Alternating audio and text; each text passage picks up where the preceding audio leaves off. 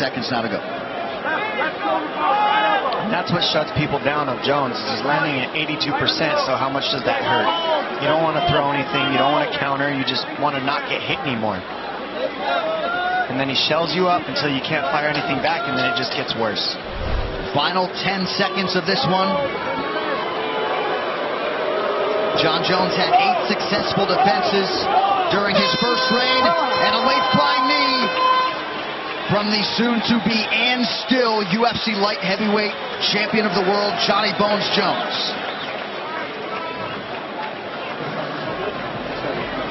This fight replay is brought to you by Nemiroff, bold character since 1872.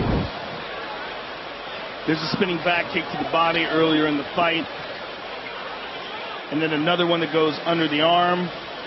Perfect placement. There's that front kick that just grazed the jaw of Anthony Smith. Right hand to the eye. And what you can see from these replays is really how this fight played out. It was essentially the Jon Jones show.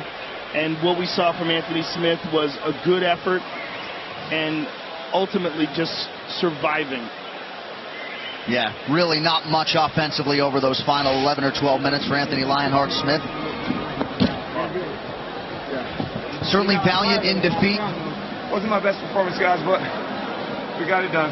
You heard from Jon Jones, and from Johnny Bones, it's been all about we and not I this week. That is a closely knit team. Mike Winkeljohn and Brandon Gibson right there, and certainly some disappointment that he was unable to put away the plus 600 underdog Anthony Lionheart Smith, but it is what it is. It's another defense for Jon Jones. Yeah, we knew that Anthony Smith was going to be durable, to be fair, though. That's one of the main things he is.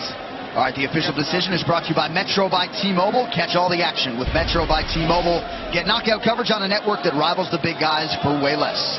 One final time tonight. Here's Bruce Buffer.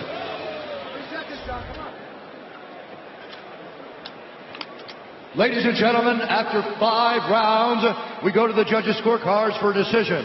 All 3 judges score this contest 48-44 with a winner by unanimous decision, and still the undisputed UFC light heavyweight champion of the world, Jon Bones Jones.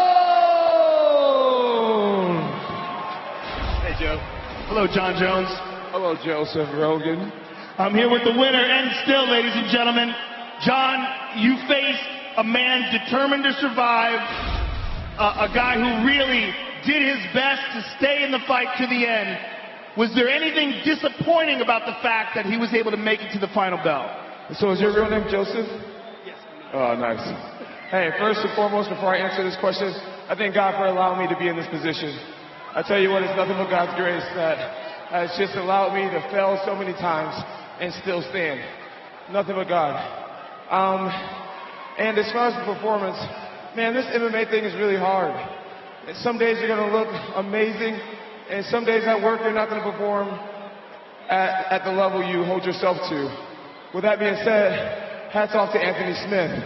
His reputation is, he's just known to be so durable, and now I see why they call him Lionheart.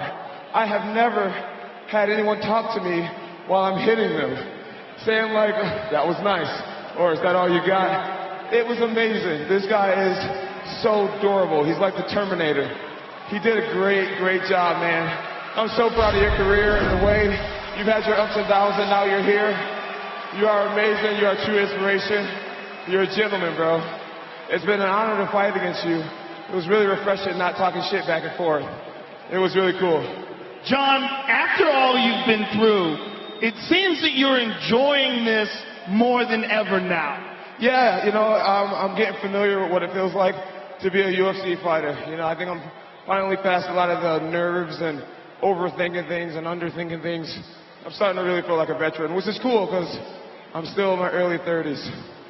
You're still basically just reaching your prime. Yeah, I feel like I'm getting there. Tonight sure was a real learning lesson. I felt like Randy Couture, just holding him against the cage and chipping away. It was a different style for me, but I felt it was necessary. My strikes weren't affecting him at all. Now, John, having come back, having won the title again, having defended your title, what do you want to do now? What do you see in the future? You've talked about possibly going to heavyweight. You've talked about fighting other light heavyweight contenders. Where do you see yourself in the future? You know, right now I'm just gonna enjoy this win, go back to the drawing board, and figure out ways to get better. There's a lot of young talent in the UFC. So many guys coming up, so many guys that are looking unbelievable.